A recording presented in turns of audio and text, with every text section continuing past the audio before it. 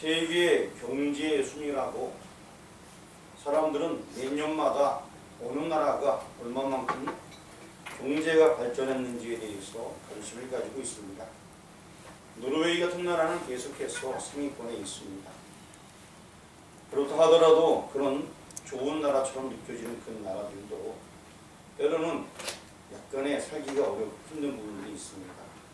쉽게 예를 들자면 미국 같은 나라도 모든 것에 앞장서는 것 같지만 또 빈민들은 빈민들대로 있고 살인사건도 많이 나타나는 것입니다. 또 최근에 우리 경제지표를 봤더니만 2020년도에는 우리나라 경제지표가 세계 1위로 기록됐다는 얘기가 OECD 국가 중에서. 그런데 그렇다 하더라도 정말 우리가 보면은 예전에 비해서는 잘 살고 잘 먹고 편안하게 있지만 그래도 여전히 어렵게 사는 이들, 힘들게 있는 이들이 있다는 것입니다. 이 땅이 어느 나라를 가든 간에 그 나라에는 조금 어려움이 있고 또 어떤 사람들은 잘 살아도 우리나라 같은 경우에도 정치권들 얘기 들어보면 가끔씩 자살하는 사람 이야기가 들려오게 됩니다. 그러면 어느 나라가 과연 행복하고 잘 살 수 있을까요? 어느 나라일까요? 여러분 아시죠? 어느 나라요? 예, 하나님 나라는 그 모든 아픔과 걱정과 근심이 없고 행복하게 살 수 있는 나라가 하나님의 나라인 것입니다. 그래서 하나님께서는 이 땅에서도 하나님의 나라를 이룰 수 있도록 하기 위해서 하나밖에 없는 아들을 보내주셨습니다. 우리 인생들은 하나님과의 언약을 맺었어요. 여러분 예를 들어서 여러분 집에 귀한 어떤 화분이 하나 있어요. 그런데 여러분이 나가면서 가족들에게 얘기합니다. 내가 나가올 동안, 내가 일주일 동안 어디 갔다 올 테니까 이 화분만은 건들지 마라. 워낙 고가하고 비싼 거야. 라고 얘기하고 나갔습니다. 그 집안에 아이가 있다면은 안 건드리면 돼요. 약속을 잘 지키면 돼요. 그런데 그게 뭔지 그렇게 관심이 가져서 잘못하다가 이걸 넘어뜨리거나 깨뜨릴 수도 있다는 거죠. 나가던 사람의 말을 어기게 되게 된 것인데 그렇습니다. 하나님께서도 마찬가지예요. 하나님의 그 권한을 인정하기 위하여서 에덴이라는 동산에 선악과를 붙이고 나서 얘들아 이거 먹지 마라. 그럼 너희들은 나를 인정하는 거야 라고 말씀해 주셨습니다. 이 얘기는 무슨 얘기냐? 다른 거 다 해도 된다는 거예요. 하지만 요 나무라는 것은 뭐냐? 그냥 나의 권위를 인정해 주는 거야. 그러니까 이거는 먹으면 안 돼. 하지만 사람들은 결국에 그 안 된다는 것에 집착하여서 범죄하게 되게 되었습니다. 그러므로 말미암아서 하나님과 사람 사이에 관계가 멀어지게 되었습니다. 그래서 그 부끄러운 인간의 모습을 감춰주기 위해서 결국 하나님께서는 짐승을 잡아서 아담과 하와에게 옷을 입혀주셨습니다. 그 짐승 바로 이제 앞으로 오실 어린 양의 모습으로 오실 예수님을 예표하는 것입니다. 우리 인간의 인간의 수치를 가려줄 분은 예수님밖에 없다는 것이죠. 그리고 나서 이런 말씀을 주셨습니다. 창세기 3장 15절에 말씀을 주셨는데 이 앞에 적어놨습니다. 한번 읽어보겠습니다. 내가 너로 여자와 원수가 되게 하고 내 후손도 여자의 후손과 원수가 되게 하리니 여자의 후손은 내 머리를 상하게 할 것이요 너는 그의 발꿈치를 상하게 할 것이니라 하시고 여자의 후손에 대해서 얘기해주고 있습니다. 그리고 예수님께서는 여자의 후손을 이 땅에 오셨어요. 그래서 마귀를 통하여서 죄가 들어왔기 때문에 그 마귀의 머리를 상하게 한다. 누가?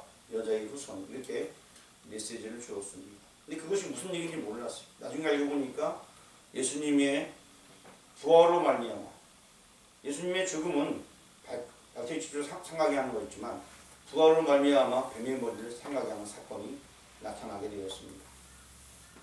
이것이 바로 원복음이라고 하는 것입니다. 이렇게 구약 성경이 이미 창세기에서 하나님께서는 우리가 하나님 나라 살 수 있도록 하기 위해서 다시금 우리에게 복음을 주셨습니다. 바로 이 창세기 3장 15절의 말씀은 여자의 후손으로 온다는 얘기입니다. 누가? 우리를 구원하는 자가. 그래서 예수님께서는 남자를 알지 못하는 여인을 통하여서 여자의 후손으로 이 땅에 오시게 되었습니다. 그러고 나서 나중에 또 이 이야기가 시대가 흘러갔을 때에 어느 시점에서 이사야 선지자가 이 예언의 말씀을 하게 됩니다. 그 예언이 무엇이냐? 처녀가 잉태하여 아들을 낳을 것이요 그의 이름을 임마누엘이라 하리라 라는 말씀을 이사야 선지자가 예언을 하게 되었습니다. 그럼 우리 이사야 7장 10절을 읽어보겠습니다. 시작. 그러므로 주께서 친히 징조를 너에게 주실 것이라. 보라, 처녀가 잉태하여 아들을 낳을 것이요 그의 이름을 임마누엘이라 하리라. 임마누엘은 무슨 뜻이죠? 우리와 하나님께서 함께 계시다. 하나님께서 우리와 함께 계시다. 하나님께서 우리와 함께 하신다는 말씀이십니다. 이렇게 구약의 선지자 이사야를 통해서 이런 메시지를 주었습니다. 그런데 이 이사야 선지자는 이렇게 하나님께서 우리와 함께하기 위하여서 그 아들이 올 것이다. 이 문구를 자세히 보니까 처녀가 잉태하는 정확한 내용이 나와 있습니다. 처녀가 잉태하는 것은 인간적인 방법을 할 수 없는 거예요. 하지만 창세기 3장 15절에 빛을 보여줬고 이사야 7장 10절 이 말씀에 이사야가 처녀가 잉태하여 라고 분명히 말씀해 주고 있습니다. 그리고 또 그 아들을 낳게 되는 그의 이름은 임마누엘. 원래 그 아들은 메시아고 그 아들이 이 땅에 올 것인데 그는 어떤 일을 할 것이냐? 임마누엘, 즉 우리와 함께 할 것이다 라는 메시지를 예수님 오시기 전에 800년 전에 이사야가 예언을 했습니다. 그러면 이사야는 예수님께서 이 땅에 오실 것만 예언했느냐? 그렇지 아니합니다. 이사야 같은 경우에는 바벨론이라는 나라를 통하여서 이스라엘 나라가 멸망할 것이다. 유대 나라가 멸망할 것이다 라는 예언도 했습니다. 왜? 너희가 이렇게 하나님을 떠나 살게 되면 너희 나라는 멸망할 거야. 그뿐만 아니라 우리나라는 멸망할 거야 라고 이사야가 얘기했습니다. 우리나라, 즉 자기가 살고 있는 나라가 유대의 땅이었거든요. 그래서 유대 나라가 멸망할 것이야 라고 이사야 선지자가 예언을 했습니다. 그때 어느 왕 시대냐면 히스기야 왕 시대 때 이렇게 이사야 선지자가 계속해서 예언을 하게 되었습니다. 요담, 요아스, 히스기야 이 3대에 걸쳐서 히스기야가 요담, 요아스, 히스기야 이 3대에 걸친 왕들이 있는 이 시절에 이사야가 이런 예언을 하게 되었습니다. 멸망한다는 예언. 또 한 가지 그 가운데서 무슨 예언했냐? 메시아 예언. 이 두 가지를 동시에 했습니다. 결국 너희 범죄로 인하여서 너희가 고난 당할 것이지만 종국적으로 메시아가 오셔서 너희와 함께 할 것이야 라는 메시지를 이사야 선지자가 주었습니다. 다시 말씀을 쉽게 정리하면은 이렇게 구약 성경에 메시아가 온다라고 얘기하고 있습니다. 처녀가 잉태한다라고 말씀하고 있습니다. 그는 우리가 함께한다라고 말씀하고 있습니다. 왜 그럴까요? 하나님 나라를 이루시기 위해서 그렇습니다. 자, 초대에 말씀드렸듯이 이 땅에 많은 나라 한복지수가 있고 경제지수가 있는데 다 만족하지는 못합니다. 하지만 완벽하게 만족하는 그 나라가 올 것이다. 누굴 통해서? 예수님을 통해서 그 나라가 이루어질 것을 메시지를 주고 있습니다. 우리가 완벽하게 행복하게 하나님께서 나라를 통치하는 그 나라를 이루기 위해서 지금도 살아가고 있는 것입니다. 아직 완성된 나라는 도래하지 아니했지만 우리는 이 마음속에 예수님을 모시고 나서 내 안에 평화와 평강을 누리며 기뻐할 수 있습니다. 그리고 또 중국에서는 주님 오실 그날에 우리가 정말로 하나님과 함께하는 그 날을 맞이하게 될 것입니다. 하나님 나라를 온전히 이루기 위하여서 이 예수님이 오셨습니다. 12월 25일 물론 날짜에 어떤 여러 가지 문제성이 있다라고 얘기하지만 우리는 그냥 지키면 됩니다. 예수님께서 분명한 것은 우리를 위하여서 이 땅에 오셨다. 그것을 기억하시길 바랍니다. 하나님과 인간 사이가 멀어졌는데 사람의 방법은 도무지 할 수가 없었습니다. 즉 완벽한 사람이 없었기 때문에 그러합니다. 그러므로 말미암아 사람의 모습으로 죄가 없는 사람의 모습으로 이 땅에 하나님의 아들이 오셨습니다. 하지만 그는 원래 하나님의 본체이므로 그는 역시 하나님이셨습니다. 그리고 이제 여러분 알다시피 예수 그 이름 그 뜻을 여러분 이 시간 말씀해 보시길 바랍니다. 예수님의 뜻이 이름의 뜻이 무엇이죠? 크게요. 예, 자기의 백성을 저희 주 예수 구원할 자이십니다 라고 마태복음 1장 21절에 말씀해 주고 있습니다. 한번 읽어보겠습니다. 시작. 아들을 낳으리니 이름을 예수라 하라. 이는 그가 자기 백성을 그들의 죄에서 구원할 자이심이라 하니라. 그러합니다. 자기 백성을 그들의 죄에서. 지금까지는 인간의 모든 죄의 문제를 해결할 방법이 없었어요. 왜? 모두 다 죄인이기 때문에. 하지만 하나님의 아들, 오래전에 예견된 그 하나님의 아들은 하나님이다 보니까 죄가 없어요. 그런데 하나님의 모습으로서 인간의 죄를 감당할 수 없기 때문에, 사람으로서 사람의 죄를 감당할 수 있기 때문에 죄가 없는 그분이 오셨다는 것입니다. 똑같은 죄인들끼리는 그 죄를 감당할 수가 없습니다. 죄가 없는 완벽한 사람이 필요했는데 그는 하나님밖에 없으셨습니다. 그래서 하나님께서 그 아들을, 죄 없는 아들을 이 땅에 보내시게 된 것입니다. 아들의 입장에서는 원래 그 나라 영원한 곳에 살다가 이 땅에 내려오는 것 자체가 수치입니다. 그러함에도 불구하고 이 땅에 내려오실 때에 왕의 모습이나 특별한 능력의 모습을 본 것이 아니라 온전한 사람이 되기 위해서 여자의 몸으로 이 땅에 오게 된 것입니다.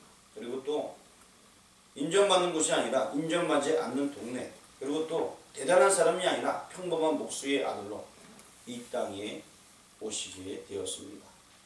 그 예수님의 이름에 든 자기 백성을 그들의 죄에서 구원할 자라고 마태복음 1장 21절에 말씀하고 있습니다. 그리고 마태복음 1장 23절에 그것을 임마누엘이라고 말합니다. 하나님 우리와 함께 계시다. 구약 성경 이사야에서 예언했던 그 아들이 오셨는데 우리와 함께 하시기 오셨고, 그리고 또 그는 우리 백성을 구원한다라는 이름의 뜻을 가지고 있습니다. 또 다른 이름의 뜻이 있습니다. 이사야 9장 6절에 나와 있는데 오늘 읽었던 본문의 말씀입니다. 한번 읽어보겠습니다. 시작. 이는 한 아기가 우리에게 낳고 한 아들을 우리에게 주신 바 되었는데 그의 어깨에는 정사를 메었고 그의 이름은 인도자라 모사라 전능하신 하나님이라 영존하신 아버지라 평강의 왕이라 할 것이니라. 이렇게 그 예수 그리스도의 이름에 대한 뜻이 많이 있습니다. 한 아이를 우리에게 주었다라고 말합니다. 사람의 모습으로 이 땅에 그 한 아이가 오게 되었다라고 말씀하고 있습니다. 그 어깨에는 정사를 메었고 진호자라 모사라 전능하신 하나님이라 이렇게 말씀하고 있습니다. 예수님께서 이 땅에 오실 때에 사람의 모습으로 오셔서 아이의 모습으로 왔지만 그는 근본에 상고의 태초의 즉 하나님과 같은 분이었다라는 그런 이름의 뜻을 또 가지고 있는 것입니다. 다시 말씀드리면 예수 그 이름 자체는 우리 인간 편에서는 우리 죄를 구원할 자이십니다. 하지만 그는 근본 하나님이시라는 뜻을 이사야 9장 6절에서 말씀해 주고 있습니다. 이렇게 예수라는 이름의 뜻은 크게 두 가지로 나눌 수가 있습니다. 그는 하나님이시다. 그는 우리를 구원할 자다. 이 두 가지를 우리가 명백하게 알 수 있어야 됩니다. 그래야지만 우리가 또 그분을 통하여서 구원을 얻을 수 있는 것입니다. 그가 하신 일들이 있습니다. 자, 그가 하신 일들을 보니까 이사야 9장 7절에 나와 있습니다. 한번 읽어보겠습니다. 시작. 그 정사와 평강의 거함이 무궁하며 또 다윗의 왕자와 그의 나라에 군림하여 그 나라를 굳게 세우고 지금 이후로 영원히 정의와 공의로 그것을 보존하실 것이라. 만군의 여호와의 열심히 이를 이루시리라. 아멘. 결국에 그분은 다윗의 왕자와 그의 나라에 군림하여 라고 말합니다. 다윗의 왕자, 왕의 자리입니다. 왕의 자석. 다윗의 후손은 메시아가 온다고 했는데 결국 메시아의 자리에 오르게 된다는 것입니다. 그래서 그 나라를 굳게 세웁니다. 그럼 그 나라가 어느 나라일까요? 이사야에는 이 9장 7절의 말씀을 통하여서 유대인들은 유대인의 왕, 그 나라의 자신의 왕으로 오셔서 싸워서 다윗처럼 전쟁을 치러서 나라를 항복할 수 있는 그 땅, 그 나라를 바라보았습니다. 하지만 이 메시지는 그러한 차원을 뛰어넘는 메시지인 것입니다. 다윗의 후손으로 분명히 그 메시아가 오지만 그 나라, 다윗에게 얘기할 때도 그 나라가 영원한다는 그 위에 대한 얘기를 이미 말씀한 바가 있습니다. 그래서 이 얘기는 무엇이냐? 그 나라를 굳게 세우고, 근데 그 나라는 어떤 나라냐? 이후로 영원히 정의와 그 나라는 영원히 정의가 흔들리지 아니한답니다. 그 다음에 공의로 영원히 정의와 공의가 실현된다. 근데 그것을 보존한다 라고 말씀하고 있습니다. 그런 나라는 이 땅에는 없습니다. 어느 왕이 오더라도 어느 선왕이 오더라도 우리나라의 뭐 정치 잘하는 영종조 시대라 할지라도 사람들의 어려움 분명히 있습니다. 모두가 다 행복하고 완벽한 나라는 없습니다. 하지만 이사야 9장 7절 말씀에 분명히 말씀해 주고 있습니다. 그 나라를 굳게 세우고 누가 오셨어? 바로 메시아가 다윗의 후손으로 오셨어. 그 나라를 굳게 세운다. 그리고 그 나라는 정의와 공의가 있는데 그것이 영원토록 있다. 어느 누구도 불평함이 없고 기쁨만이 있고 행복만이 있다. 아픔이나 슬픔이 없다. 그 나라가 올 것이 그것을 보존할 것이다. 라고 이사야에서 말씀해 주고 있습니다. 그럼 그 나라는 어느 나라예요? 그 나라 갈 때에 우리들은 뭐 이런 노래도 있죠? 그럼 그 나라가 어느 나라예요? 예, 하나님 나라입니다. 그 나라를 지금 말씀하고 있습니다. 그런데 이 말씀에는 굉장히 큰 힘의 능력이 있습니다. 맨 끝에 보니까 만군의 여호와의 열심히 일을 이루시리라. 이 여호와라는 이름에는 구원한다, 구원자라는 의미가 가지고 있습니다. 그리고 또 만군의 여호와, 이 얘기는 뭐냐? 하나님의 소통을 얘기하고 있는데, 즉 다시 말씀드린다면 하나님께서 이 일을 이루신다라고 보장하는 거예요. 메시아가 오셔서 그 나라를 완성하게 되는데 하나님 자신이 그것을 이제 분명히 이루게 할 것이다 라는 그런 약속과 같은 메시지인 것입니다. 그 나라가 온다는 얘기 안 온다는 얘기예요. 분명히 오게 될 거다 라는 그 말씀을 해주고 있습니다. 그렇습니다. 그 나라는 분명히 오게 되어져 있습니다. 그런데 많은 사람들은 그 나라에 대해서 인지하지 못하고 살아가고 있습니다.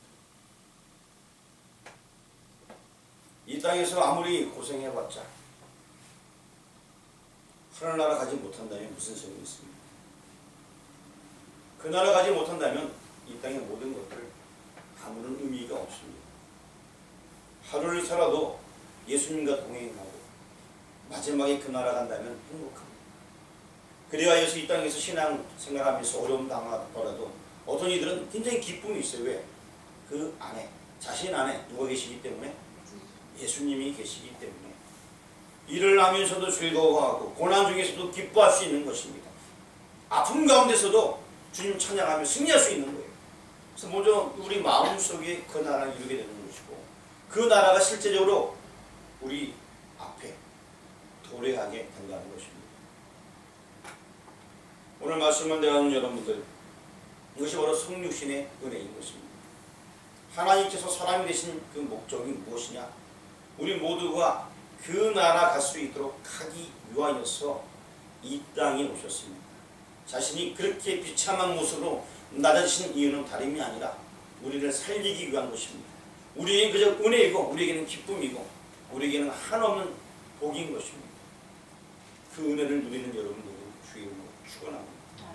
더 나아가서 여러분들이 이제 함께 어저께 아침부터 저녁까지 수고하면서 사랑으로 마을 주민들에게 또 미탄에 또 평창에 다니면서 선물을 나눠주었습니다. 코로나19라는 시대 때문에 우리가 특별한 뭐 기도라든가 찬양 못했지만 그 가운데 기쁘다 구주 오셨다. 구주, 구원의 주, 그 주님이 오셨다라고 분명히 말씀했습니다. 구원할 자는 예수님밖에 없기 때문에 그러합니다. 우리가 나눠준 거 그렇게 별거 아닐 수 있습니다. 어찌 보면 한 끼 뭐 간식 식사 정도밖에 안 될 수. 하지만 그 안에 복음이 숨겨져 있습니다. 왜 그 수고를 하고 있습니까? 예수님이 오셨다는 거예요. 그 예수님이 어떤 분이냐? 우리를 구원할 주님이라는 것입니다. 그분이 오셨다는 것을 우리가 전하는 것입니다. 이 일을 위해서 우리가 또 얼마나 준비하며 수고했습니다. 그전부터 장을 보러 가서 필요한 것도 준비하고 뭐가 또 괜찮은가 조사도 해보고 그러면서 이것저것 또 연구해보고 어떤 이들은 잠을 못 자면서 준비하고 이러면서 그러면서 정말 이 하나하나 이 소문을 통하여서 한 영혼이라도 주께 돌아올 수 있다니, 한 사람이라도 그 나라 갈 수 있다니. 왜? 우리는 그것이 사명이기 때문에. 나만 행복해지는 것이 아니라 모든 사람들이 예수님을 아는 것은 복입니다. 이것은 세상에서 가장 큰 복이에요. 성육신 하신 이유가 우리를 살리기 위해서 하셨는데 이걸 모르면 얼마나 안타깝습니다. 그래서 어떤 이들은 평생 동안 고생하다가 예수님 모르고 또 영원한 지옥에 가는 경우가 있어요. 그러면 얼마나 그 인생이 불쌍합니다. 하지만 예수님이 내 안에 계시면 지금도 마음이 기쁘고 즐거워. 그리고 또 마지막 때에는 죽음도 두려워하지 않고 기쁘게 하늘나라 갈 수 있습니다. 이것이 구원 얻은 하나님의 백성이 되는 특권이고 복인 것입니다. 우리 이사야 9장 7절 말씀 한번 다시 한번 읽어보겠습니다. 시작. 그 정사와 흥광의 도함이 무궁하며 또 다윗의 왕자와 그의 나라에 군림하여 그 나라를 굳게 세우고 지금 이후로 영원히 정의와 공의로 그것을 보존하실 것이라. 만군의 여호와의 열심히 이를 이루신다. 여호와의 열심히 분명히 이 일을 이루어 주십니다. 이 복음 믿고 구원하는 여러분들에게 주의 이름으로 축원합니다. 기도하겠습니다. 하나님 은혜를 감사드립니다. 주 예수 그리스도의 복음, 그 복음보다 더 값지고 고귀한 것은 없는 줄 압니다. 그 복음 안에서 우리가 먼저 살아가게 도와주시고 더 나아가서 이 복을 전할 수 있도록 인도하여 주옵소서. 오늘 말씀을 상고한 대로 만군의 여호와의 열심히 일을 이룰 것이라 라고 말씀하고 있습니다. 아버지 하나님, 분명히 그 나라는 도래할 것이고 오게 될 것입니다. 나만 그 나라 가서 행복한 것이 아니라 앞으로 계속 이 복음 전하며 사명 감당해 나갈 수 있는 우리들 되어질 수 있도록 인도하여 주옵소서. 우리를 구원한 예수 그리스도 이름으로 기도합니다. 아멘.